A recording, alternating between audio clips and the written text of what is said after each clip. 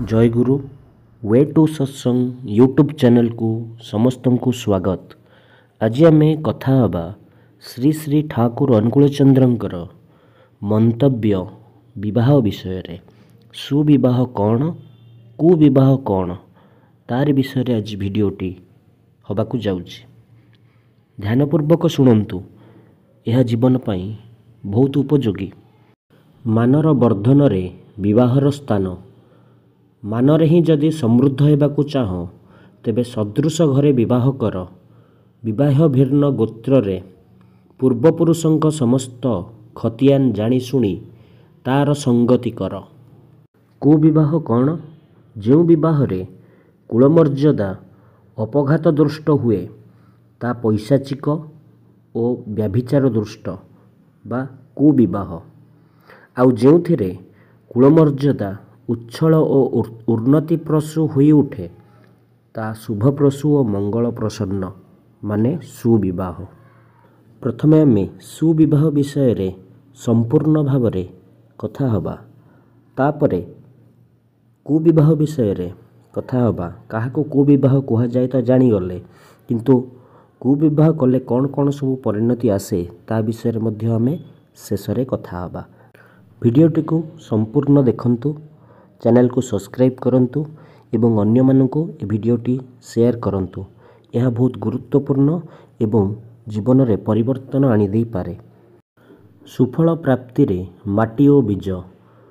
को माटी को बीज पक्षे पुष्टि और समृद्धिकारक तार सदृश्य को परिपोषण करी शिष्ट और सुंदर करी तोले। देखी शुणी बुझी सुझी से बीज पाई सेई माटी ही संग्रह कर जदि सुफल पाइबाकू चाह। यह व्यतिक्रम फल को संकीर्ण और व्यतिक्रम दृष्ट करी तोले। सृष्टु संतति लाभरे सदृश विवाह। विधि विधायित सत् वंशज जात सदाचार समन्वित सदृश वंशरे विवाह ही हेउची शिष्ट और सृष्टु संततिर शुभप्रसू आकार। विवाहरे घर निर्णय। उच्च बा समपर्यायर जो माने सेमानंक संगे ही झियो विवाह दियो। जदि पात्र पात्रींक परस्परर कुल संस्कृति और व्यक्तिगत प्रकृतिर पारस्परिक संगति थाए अथच सगोत्र न हुए। परिणय और प्रजनन रे क्षेत्र विवेचना। तुमर परिणय और प्रजनन क्षेत्र सेठारे ही जार कौलिक तात्पर्य और चरित्रगत प्रकृति तुमर पर्यायी और परिपोषणी विवाहरे तुल्य संयोजनार प्रयोजननीयता। स्त्री पुरुषंक विवाहरे जदि तुल्य संयोजना न हुए ताहेले मस्तिष्कर बोधसंदीपी गुणवाहिनी जो मांसपेशी तार शक्ति सबु दिग देई सबु रकमरे परिपृष्ट लाभ करेना। समीचीन विवाहरे ही शिक्षार सार्थकता। समीचीन विवाह भितर देई सृष्टु संतानर आमदानी कर तेबे तो शिक्षा। पुरुष नारी कर्तुक जेपरि प्रेरणादीप्त संतान भी सेपरि प्रकृति संपन्न। नारी पुरुष को ଯେଉଁ भावे प्रेरणा प्रदीप्त और अनुरंजित करी कौलिक संस्कृति और व्यक्तिगत प्रकृतिर अनुपोषणी उद्दीपना रे संतान भी तत्प्रकृति संपन्न होइताए क्रमशः। कारण कामानुप्रेरणारु ही पुरुषर पुंबीज सक्रिय प्रभावान्वित होइथाए। सुप्रजनन रे विवाह और सतीत्व। सुप्रजनन ही जदि प्रत्याशा कर विवाह को वैशिष्ट्य पाली सुसंस्कृत करी तोल। सतीत्व को स्वर्गीय मर्यादा संपन्न करी तोल। संतान ठारे पिता और मातांकर अवदान। श्रेयनिष्ठ पितांक अवदान सृष्टु वैधतांत्रिक स्वभाव अर्थात शतानुसूर्य स्वतःसिद्ध भाव। स्वामीकेन्द्रिक जननीर अवदान तदनुग प्रकृति। एहार व्यतये विपर्जय ही होइथाए प्रायशः। अर्जित गुण और सहजात संस्कार। सहजात संस्कार र प्रकाश हुए अभ्यास और व्यवहार रे। तपस्या और पुनः पुनः चेष्टा फल अर्जित गुणगुड़िक ପୁଣି କ୍ରମେ ସହଜାତ ସଂସ୍କାରରେ ପର୍ଯ୍ୟବେସିତ ହୁଏ। ଅର୍ଜିତ ଅଭ୍ୟାସଗୁଡ଼ିକ ସହଜାତ ସଂସ୍କାରରେ ପରିଣତ ହେବାର ପଥରେ ଯେତେବେଳେ ଚାଲେ, ସେତେବେଳେ କିଛି ପୁରୁଷ ଏହିପରି ଭାବରେ ପୋଷଣ ଦେବା ଓ ଲକ୍ଷ୍ୟ ରଖିବା ଦରକାର, ଯେପରି ପୂର୍ବାନୁବୃତ୍ତି ନ ହୁଏ। ସେତେବେଳେ ଠିକ୍ ଠିକ୍ ସହଜାତ ସଂସ୍କାର ହୁଏ। ତପସ୍ୟା ଓ ଜନନ ଏହି ଦୁଇଟି ହିଁ ଠିକ୍ ରଖିବା ଦରକାର। ବଂଶ ଓ ମର୍ଯ୍ୟାଦା। ଆଜିକାଲି ବଂଶ ମର୍ଯ୍ୟାଦାର କଥା କହିଲେ ଅନେକ ଯେ ସେଇଟାକୁ ସଂକୀର୍ଣ୍ଣତାର ପରିଚାୟକ ବୋଲି ମନେ କରନ୍ତି। ତା'ର ମାନେ ପିତୃପୁରୁଷଙ୍କ କଥା ଭାବି ବା କହି ଗୌରବ ବୋଧ କରନ୍ତିନି। ଉଚ୍ଚ ସମ୍ବନ୍ଧରେ ଯେଉଁମାନଙ୍କର ଏହି ଅବଜ୍ଞା, ସେମାନେ ଭଗବତ ଭକ୍ତ ହେବେ ବା ଦେଶପ୍ରେମିକ ହେବେ ବା ଅନ୍ୟକୁ ନ୍ୟାର୍ଯ୍ୟ ମର୍ଯ୍ୟାଦା ଦେଇ ଚାଲିବେ, ତା ବଡ଼ କଠିନ କଥା। ଯେ ପିତୃପୁରୁଷଙ୍କ ମର୍ଯ୍ୟାଦା ବୁଝେନା, ସେ ନିଜର ମର୍ଯ୍ୟାଦା ବି ବୁଝେନା। ଆଉ ଯେ ନିଜର ମର୍ଯ୍ୟାଦା ବୁଝେନା, ସେ ଅନ୍ୟର ମର୍ଯ୍ୟାଦା ବି ବୁଝେନା। ମଣିଷ ଭିତରେ କେତେଗୁଡ଼ିଏ ମୌଳିକ ଭାବାନୁକମ୍ପିତା ଥାଏ। ସେଗୁଡ଼ିକୁ ଆଶ୍ରୟ କରି ଆହୁରି ବହୁ ଜୀବନୀୟ ଭାବାନୁକମ୍ପିତା ଦାନା ବାନ୍ଧି ଉଠେ। ବଂଶ ମର୍ଯ୍ୟାଦାବୋଧ, ପିତୃଭକ୍ତି, ମାତୃଭକ୍ତି ଇତ୍ୟାଦି ହେଲା ମୌଳିକ ଭାବାନୁକମ୍ପିତାର ଅନ୍ତର୍ଗତ।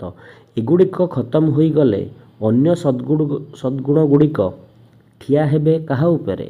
କୌଣସି କିଛି ଗଜେଇ ତୋଳିବାକୁ ଗଲେ ସେଥିପାଇଁ ଜମି ଦରକାର ତ? ଖାଣ୍ଟି ମଣିଷ। ଆଜି ସାରା ଦେଶ ଦିଗରେ ଚାହିଁ ଦେଖିଛନ୍ତି? କୁହନ୍ତୁ ତ, କେଉଁଟା ମଣିଷ ଅଛନ୍ତି? ଚାଳଣ ଧରଣର ମଣିଷ ଆଜି କେଉଁଠି?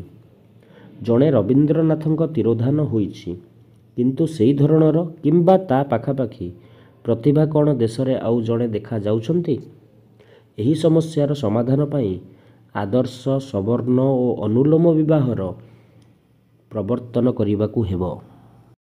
ଏବେ ଆମେ କୁବିବାହ କ'ଣ ଏବଂ ଏହାର ପରିଣାମ କ'ଣ କ'ଣ ହୁଏ, ତା ବିଷୟରେ କଥା ହେବା। ବିବାହରେ କୂଳ ନ ମାନିଲେ, କୂଳ ମାନିବନି ବିବାହ ଦେବ, ଫୁଲ ଛାଡ଼ିବନି ଖାଲରେ ପଡ଼ିବ, ଉପଢୌକନ ପାଇବ ଅଭିଘାତ। ଯେଉଁମାନେ ବର୍ଣ୍ଣାଶ୍ରମ ଅନୁସରଣ କରନ୍ତି ନାହିଁ, ସେମାନଙ୍କ କନ୍ୟାର ପାଣି ଗ୍ରହଣରେ। ବର୍ଣ୍ଣାଶ୍ରମ ବିହିତ ଭାବରେ ଅନୁସୃତ ଯେଉଁଠାରେ ହୋଇନି, ପୃଥିବୀ ଭିତରେ ଏପରି ଯେଉଁମାନେ ଅଛନ୍ତି, ସେମାନଙ୍କର କାହାର ବି କନ୍ୟାର କୁଳ ସଂସ୍କୃତି ଓ ଚରିତ୍ରଗତ ବୈଶିଷ୍ଟ୍ୟ ଯଦି ବର୍ଣ୍ଣାଶ୍ରମଭୁକ୍ତ କୌଣସି ବର ବା ପୁରୁଷର କୁଳ ସଂସ୍କୃତି ଓ ଚରିତ୍ରଗତ ବୈଶିଷ୍ଟ୍ୟରେ ଅନୁପୋଷକ ହୁଏ, ବିହିତ ପରିଶୁଦ୍ଧରେ ସେଇମାନଙ୍କୁ ହିଁ ପଞ୍ଚର୍ବହିର ଅନୁଶ୍ରୟୀ କରି ଆର୍ଯ୍ୟ ପୁରଶ୍ଚରଣରେ ଅନୁଲୋମ କ୍ରମେ ଗ୍ରହଣ କରାଯାଇପାରେ। ସେହି ଆର୍ଯ୍ୟ ସଂସ୍କୃତିରେ ସଂସ୍କୃତ କରି ଏବଂ ବିହିତ ଭାବରେ ସଦାଚାର ଶୁଦ୍ଧ ହୋଇ ତପପ୍ରବଣ ପରିଶ୍ରୁତିରେ ସଂଶୁଦ୍ଧ ହେଲେ ସେମାନଙ୍କର ଅନ୍ନପାନୀୟ ବି ସେହିଭଳି ଦୋଷାବହ ନୁହେଁ। ଅସିଦ୍ଧ ବିବାହ କ'ଣ?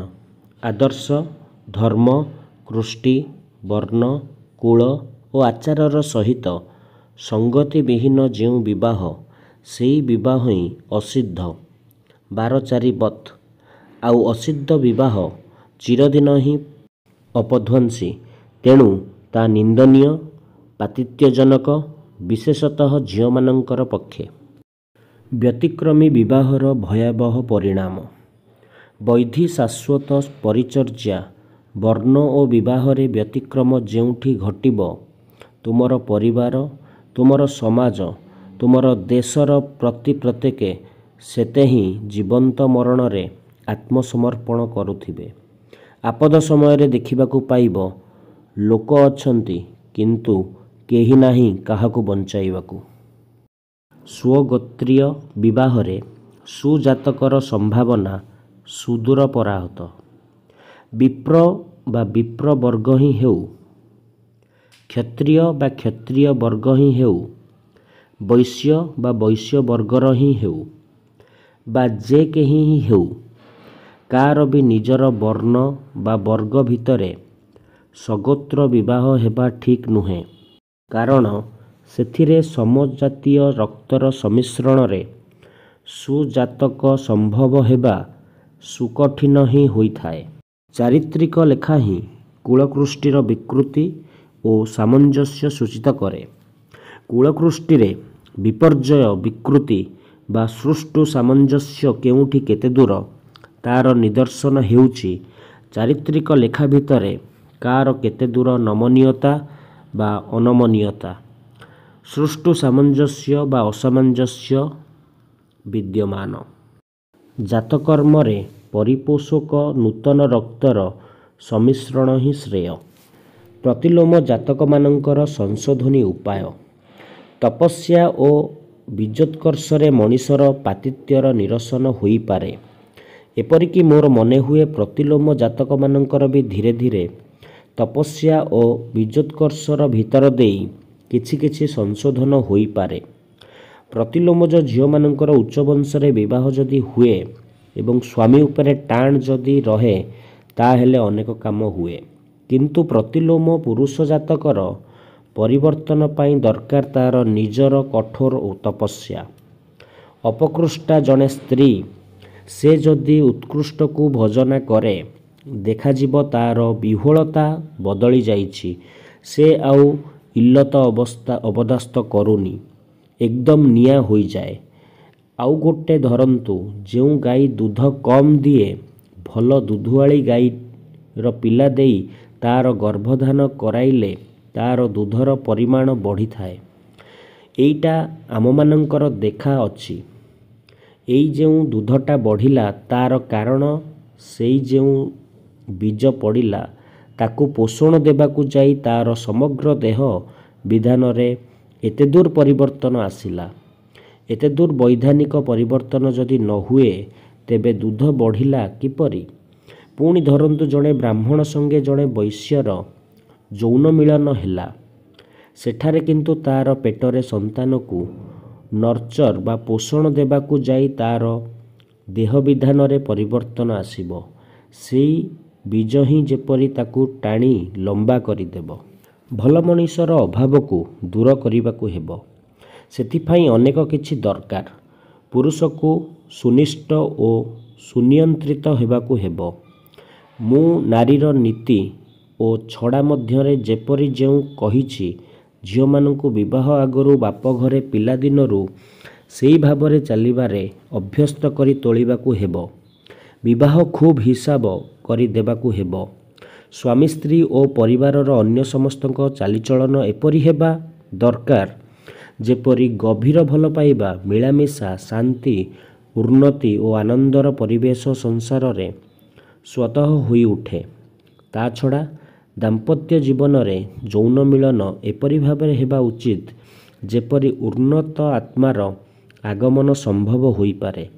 ଭକ୍ତି ପ୍ରସୁର ସହଜ ସଂଯମ ଓ ଉଚ୍ଚମୁଖୀ ଚଳନ ଛଡ଼ା କାଇଦା କସରତ କରି ଏଇଟା ହୁଏ ନା।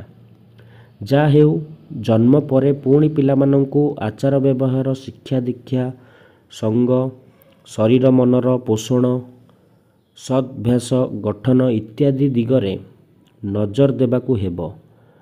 ଆର୍ଯ୍ୟକୃଷ୍ଟିର ଭିତ୍ତିଟା ହିଁ ଏପରି ଯାଦ୍ୱାରା ବ୍ୟକ୍ତି ଓ ସମାଜ ଦେବତ୍ୱଦୀପ୍ତ ଦକ୍ଷତା ଓ ଉତ୍କର୍ଷରେ ଅଭିଦୀପ୍ତ ହୋଇ ଚାଲେ। ତେଣୁ ସୁବିବାହ ଦେଶ ଏବଂ ଜାତି ପାଇଁ କେତେ ଉନ୍ନତିକାରକ ଏବଂ କେତେ ଅବଶ୍ୟମ୍ଭାବୀ ତାହା ଆମେ ବୁଝିପାରୁଛେ। ଯେଉଁଠି ତୁମର ଶୁଣେ ବଂଶୀ ସୁର ସେଇ ବୃନ୍ଦାବନ ମୋର। ଯେଉଁଠି ତୁମର ଲୀଳା ଖେଳା ହୁଏ ସେଇ ମୋର ଗୋପପୁର। ପ୍ରଭୁ ସେଇ ମୋର ଦେଓଘର। ଯେଉଁଠି ତୁମର ଶୁଣେ ବଂଶୀ ସୁର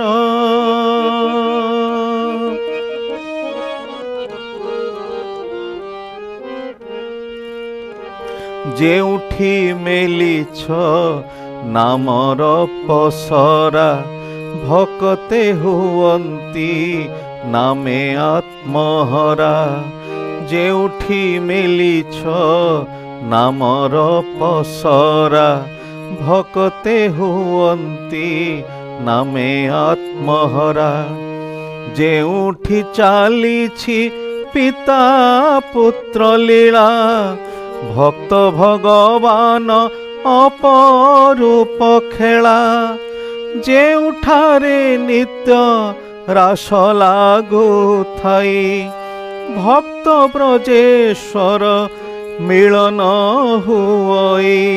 ସେଇ ମୋର ବ୍ରଜପୁର, ସେଇ ମୋର ଦେଓଘର। ଯେଉଁଠି ତୁମର ଶୁଣେ ବଂଶୀ ସୁର, ସେଇ ବୃନ୍ଦାବନ ମୋର। ଯେଉଁଠି ତୁମର ଲୀଳା ଖେଳା ହୁଏ, ସେଇ ମୋର ଗୋପପୁର। ପ୍ରଭୁ ସେଇ ମୋର ଦେଓଘର।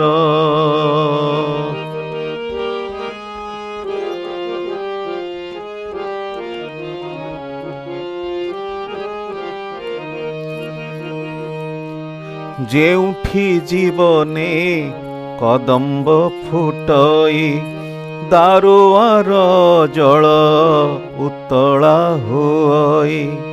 ଯେଉଁଠି ଜୀବନେ କଦମ୍ବ ଫୁଟଇ, ଦାରୁଆର ଜଳ ଉତ୍ତଳା ହୁଅଇ।